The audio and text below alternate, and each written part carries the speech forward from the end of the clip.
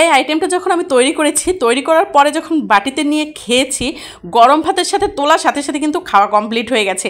আর খাচ্ছিলাম আর বলছিলাম, ও আল্লাহ, এটা আমি কি খাইলাম, এতদিন কোথায় ছিল এত স্বাদের রেসিপি। বিশেষ করে হচ্ছে এটা মানে কচু শাক না, এটা কিন্তু অমৃত, অমৃতের থেকেও মজা। যারা খান তারা তো জানেন, যারা কখনোই কচু শাক ইলিশ মাছ খাননি তারা অবশ্যই বাসায় ট্রাই করবেন। অমৃতর থেকেও আমি মনে করি এটা বেশি মজা। আপনারা মাছ মাংস বাদ দিয়ে কিন্তু এই কচু শাকের পিছনেই ছুটবেন, আমি গ্যারান্টি দিয়ে বলছি। আমি বাড়িতে গেলেই হচ্ছে মায়ের কাছে আবদার থাকে কচু শাক কলা পাতায় দিয়ে রান্না করে খাওয়াবে, কচু শাক ভুনা করে খাওয়াবে, কচু শাক এভাবে ওভাবে যতবার যেভাবে পারে সেভাবে কচু শাক খেতে চাই। আমার এতটা ভালো লাগে খেতে। তো ফ্রাই প্যানের মধ্যে দিয়ে দিয়েছি হচ্ছে সয়াবিন তেল, তার মধ্যে দিয়ে দিয়েছি 1 কাপ পরিমাণে পেঁয়াজ কুচি, দিয়ে নেড়েচেড়ে হালকা যখন লালচে হয়ে গেছে এর মধ্যে হচ্ছে অল্প পরিমাণে পানি অ্যাড করে দিয়েছি, বেশ কিছু পরিমাণে কাঁচামরিচ ফালি করে দিয়ে দিয়েছি, দিয়ে দিলাম হচ্ছে পরিমাণ মতো হলুদের গুঁড়া, স্বাদ মতো লবণ, আর এখানে দিয়ে দিয়েছি হচ্ছে রসুন বাটা, আদা বাটা আর হচ্ছে জিরা বাটা। কচু শাকে বা কচুর যে কোনো আইটেমে কিন্তু আমরা হচ্ছে রসুন বাটাটা বেশি ইউজ করি, কারণ রসুন বাটার জন্য কিন্তু কচু শাকের বা কচু রান্নার ক্ষেত্রে স্বাদটা অনেকটা বাড়িয়ে দেয়। তো এগুলো দিয়ে এখন নেড়ে চেড়ে কষিয়ে নিব। আপনারা কচু শাক হোক কচু হোক একটু আদা বাটা দিবেন, জিরা বাটা দিবেন, খেতে অনেক ভালো লাগবে। অনেকের কিন্তু অভ্যাস নেই সব কিছুতে আদা জিরা খাওয়ার, তারা স্কিপ করে যেতে পারেন, বাট যদি দেন তাহলে কিন্তু খেতে অসম্ভব মজার হবে। তো এই যে মশলাটা কষিয়ে যখন একটু তেল বের হয়ে আসছে এর মধ্যে পানি দিয়ে আবার কষিয়ে নিয়েছি। যখন মশলাটা থেকে দেখতে পাচ্ছেন তেল বের হয়ে আসছে আর লবণ চিটচিট করে ছিটছে, তখন আবার নেড়ে চেড়ে এর মধ্যে হচ্ছে ওই যে ধুয়ে রাখা কচুর ডাঁটা, এটা কিন্তু শাক না আসলে কচুর ডাঁটা যেটা সেটা নিয়ে নিয়েছি, সেগুলো দিয়ে দিলাম।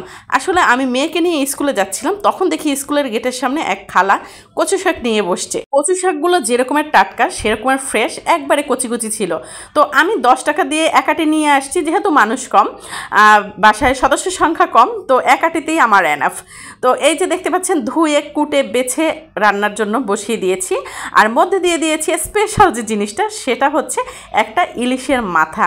সেটা হলুদ লবণ মরিচ দিয়ে তেলে ভেজে তারপরে হচ্ছে এই যে কচু শাকের মধ্যে দিয়ে দিলাম, দিয়ে এখন নেড়েচেড়ে ভেঙে নিয়েছি। এই মাথাটাকে যতভাবে ভাঙা যায় ততভাবে ভেঙে নেবেন, কারণ আস্তা থাকলে কিন্তু ওই স্বাদ পাবেন না যেটা আমি বলেছি অমৃত। যত ভাঙবেন যত গুঁড়ো করবেন আপনার কচু শাকের স্বাদ কিন্তু দ্বিগুণেরও বেশি বেড়ে যাবে। এতটা মজা হয় খেতে, আপনারা বাসায় আশা করছি একবার হলেও ট্রাই করবেন। এভাবে একেবারে সাশ্রয়ী রেসিপি, হাতে থাকা ঘরের সব উপকরণ দিয়ে আপনারা তৈরি করে ফেলতে পারবেন। তো এখন যেহেতু ইলিশের সিজন, আপনারা কিন্তু এই সুস্বাদু রেসিপিটা তৈরি করে খেয়ে ফেলতে পারেন। আর এতটা মজা হয়, দেখতে পাচ্ছেন কালারটা কতটা সুন্দর। তো নেড়ে চেড়ে ঢাকনা দিয়ে ঢেকে রেখেছি, আবার 2 মিনিট পর পর একটু নেড়ে দিচ্ছি, যেহেতু স্বাদের জিনিস নষ্ট করা যাবে না, তাই না? আর কচু শাকটা যেহেতু ঘন্ট করব, তো ঘন্ট মানেই হচ্ছে একটু ঘেটে দেয়া, তো একটু পর পরে আমি ঢাকনা দিয়ে দিয়ে কিন্তু ঘেটে দিচ্ছিলাম। আর ইলিশের মাথার সাথে কিন্তু কচুর ডাঁটাগুলো একেবারে মিলেমিশে গেছে। আর যাদের হচ্ছে গলায় একটু চুলকুনি ভাব আছে না, যাদের অ্যালার্জি সমস্যা, তারা কিন্তু এভাবে 1 চামচের মতো লেবুর রস দিয়ে দিতে পারে। তো আমি এখানে 1 ফালি লেবুর রস সেটা দিয়ে দিয়েছি, আপনারা চাইলে তেঁতুলও দিয়ে দিতে পারেন, বাট আমার কিন্তু এই কচু শাকে একটু গলা চুলকায়নি। খেতে অসম্ভব মজার, মনে হচ্ছিল কি আমার মায়ের হাতের রান্না, আম্মুর হাতের এই কচু শাক ঘাটা যে এতটা মজা হয় আমি খুব মিস করি। আমার মায়ের হাতের এই গ্রাম্য রান্নাগুলো আমি খুব পছন্দ করি।